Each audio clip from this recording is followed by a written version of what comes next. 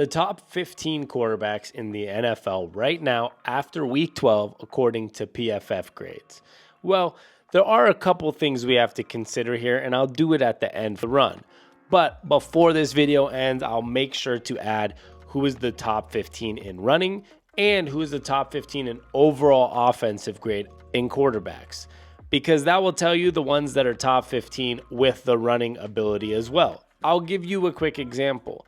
If we're going to talk about who is number 15, okay, number 15 with running ability is Russell Wilson. But if you do just the passing, Russell Wilson actually sits at 16th. He actually surpasses and flips with the 15 and 16. So I'm going to start with those two because those are two guys that people on this channel are usually very familiar with. Most people on my videos know that it's a lot of Seattle sports stuff, but I'm trying to expand a little bit into some other NFL. Things like this, PFF grades for every quarterback. Well, technically top 15 quarterbacks in the NFL.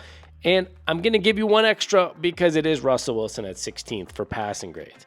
He is currently, through 12 weeks, at a 73.3 passing grade, according to PFF. And that sits at number 16 in the NFL. So just right after the middle average line.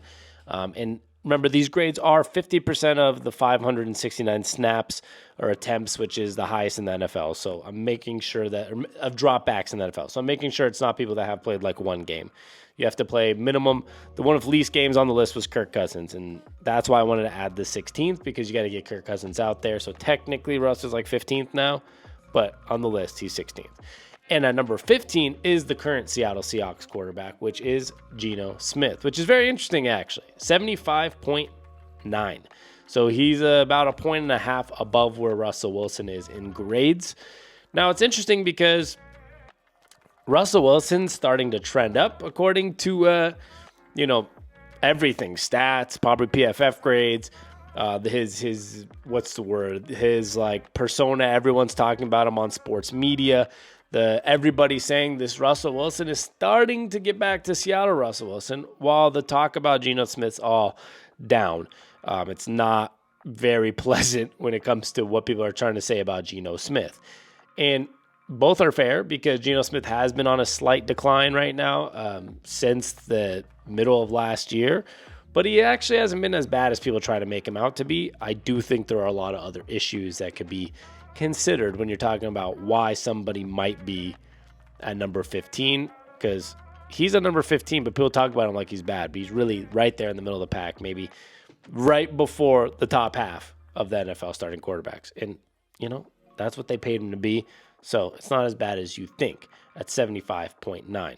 And at 76.8, you have Joe Burrow. Now, what's interesting about this list is number 14, and I already told you Kirk Cousins is going to be on this list, are both out for the season. So really, you look at a guy like Geno Smith, with who is healthy, is probably somewhere in that top 13 in the top quarterbacks in the NFL list, which starts to make you think, maybe we shouldn't hate on him, in all honesty.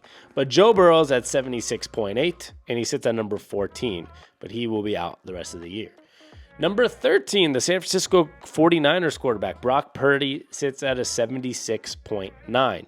Now, that shows you how good the 49ers are, because when you look at a lot of team ratings on PFF, whether it's offense or defense or special teams or run game or passing game or coverage, 49ers are somewhere in that top 5 or 6 in every single category. And I think in the overall grade, they're number 1 or 2 for everything. So that shows you that, Brock Purdy rated 13th, but 1, he is decent, but 2, he actually, has a stacked roster. And we all know that about the San Francisco 49ers. It's pretty hard to ignore the fact that they are absolutely stacked, and that's just the reality.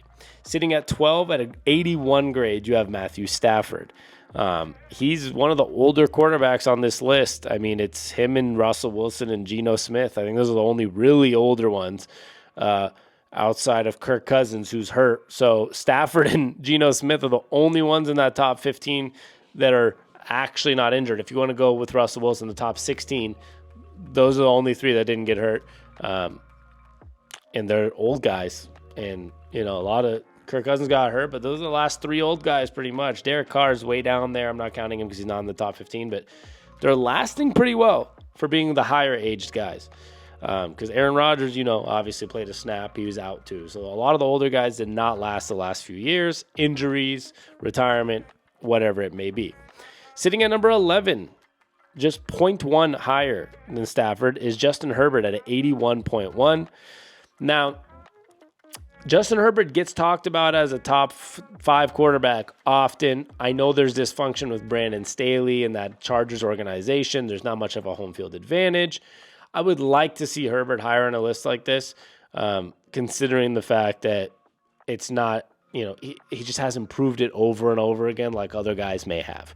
And one playoff game is not enough for having a guy like Justin Herbert, but this shows that not all the blame goes on him.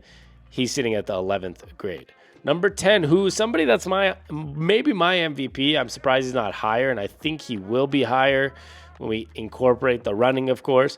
But number 10 at 81.5 is Lamar Jackson. And something you've noticed from, Stafford from 12 to 10 there, even to Purdy at 76. No, so 81 for Matthew Stafford at 12, 81.1 for Herbert, 81.5 for Lamar Jackson. All very close, and that trend continues. Because at number 9, 81.8 is Jared Goff for the Detroit Lions.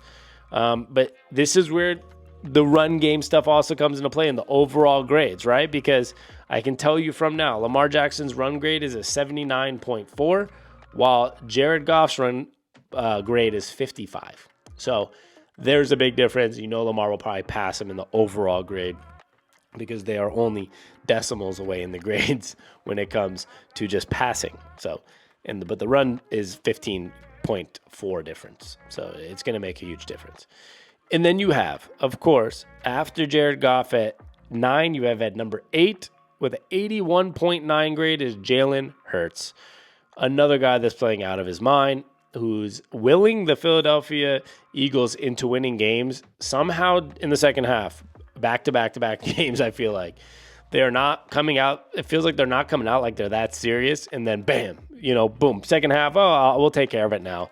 It's like one of those teams, reminds me like the Warriors teams of 2017, 18, 19, whatever years it was in basketball where, Durant, Curry, and Clay and Draymond, they all just decided like, all right, yawn, third quarter, we'll do it now. And then they do it. And that's kind of how this Philadelphia Eagles team is starting to feel. At number 7, who should also get MVP votes, and he's a rookie, is CJ Stroud at an 82.9. CJ Stroud, 82.9 for Houston. That's just impressive. I don't have too much to say because I don't know if it's going to sustain as much as it is, if it's sustainable, because the dude is on pace to be a top 3 or 4 quarterback in the NFL after 11 games. Now, I'm not saying I'm rooting against it. I would love to see it continue. I'm just saying I am currently at a place where I'm saying, can he keep doing this as a rookie? They had the number 2 pick in the NFL for a reason last year. I know they got a better coach. DeMarco Ryan has been phenomenal, and CJ Stroud's been phenomenal, and having Tank Dell has been amazing for the team. But is it sustainable? He's a rookie, and he looks like a top 2 or 3 quarterback in the NFL right now, which is pretty crazy, and he sits at 7th in PFF grades. At number 6, you have Trevor Lawrence at an 83 grade, which is the other chosen one, right? These two guys in the sad AFC division that it's been for so many years. You never know, maybe the Colts will win it, maybe the Jags, Texans when Deshaun Watson was all right. You never know who's going to win that damn division. It tends to just be, I don't even know how else to put it. It tends to just be a sloppy division a lot of times. Tennessee's always questionable. Ryan Tannehill, they were good for a year or two. In general, that division hasn't had just this solid-ass play for so many years.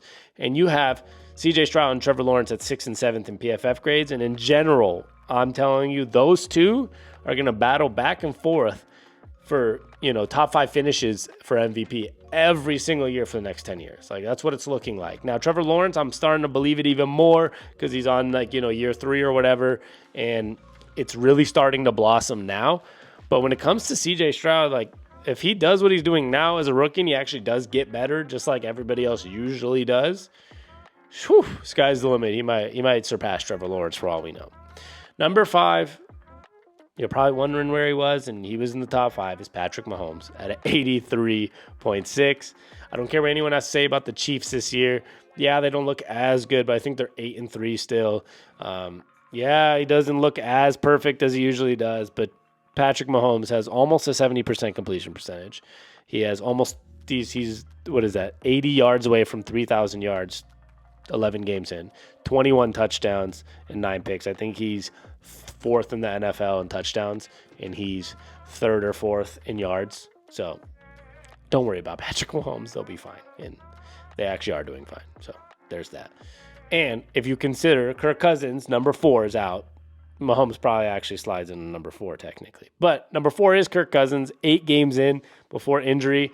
He's the only one with less than 10 games on this list. Stafford had 10 and Burrow had 10 because Stafford was hurt. Burrow's out for the season, but it was at least 50% of the minimum snaps, and Kirk Cousins fit into that because he was at 333 dropbacks. He was having a killer year, 2,300 yards, 70% completion percentage, 18 touchdowns, 5 picks. He was doing great. They started off 0-3, and I think it was a 4 or 5 game winning streak. He was just absolutely killing for them. And unfortunately, out for the season with that Achilles tear. Unless he's Aaron Rodgers and somehow it comes back in 30 days. I don't know. But he's out for the season, and he's getting older. But he sits at 4th, so good for him. And number 3, at 89.5. I don't know if I said Kirk Cousins, 85.1. 89.5. There's a gap here, right? So Mahomes was at 83.6 at number 5. At number 3, Josh Allen's at 89.5 passing grade.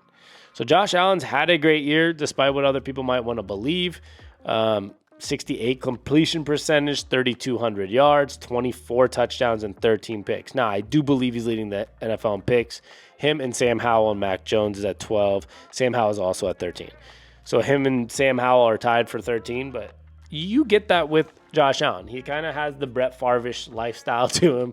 He's going to make big plays. He's going to make mistakes. But as you can see with PFF grades, with all his statistics, with his completion percentage and his yards, and still having 24 touchdowns, almost double the amount than his picks, he still is extremely good at quarterback. The record's not showing it, but he has been good. And if you want to look at the run, which I told you I'll break down soon, he is in the top 5 in run as well, which puts him higher on the overall grade, which we're about to get to in 1 second. Number 2 is Tua Tagovailoa. I hope I said it right. It's always the toughest one. At a 90.5. He is at a 69.7 completion percentage, 3,215 yards, tied with Josh Allen actually, 22 touchdowns and 10 picks, very similar to Josh Allen. Sitting at number 2, the Dolphins are good. It's hard to hate on Tua anymore. I know last year was a weird year because no one was hating on him, but we were worried if he's ever going to get back on the field with all the head injuries and concussions.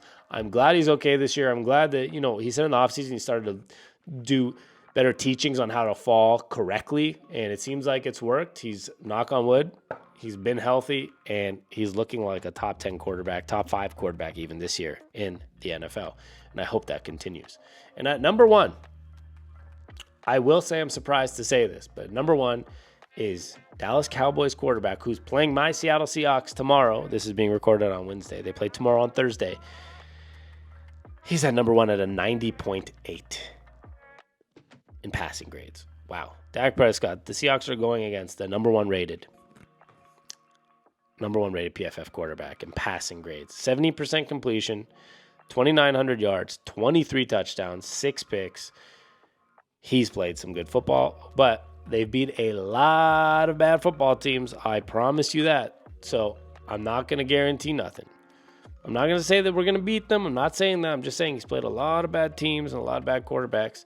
So let's see if the Seahawks can beat him tomorrow. Maybe that grade drops a little bit. I'm not rooting against him, but tomorrow I am when he plays my Seahawks. But that means we need to get to quickly. I'll mention them. The run grades, the top 15 for run grades was Joe Burrow at a 68.8. Number 14 was Jalen Hurts at a 70.4.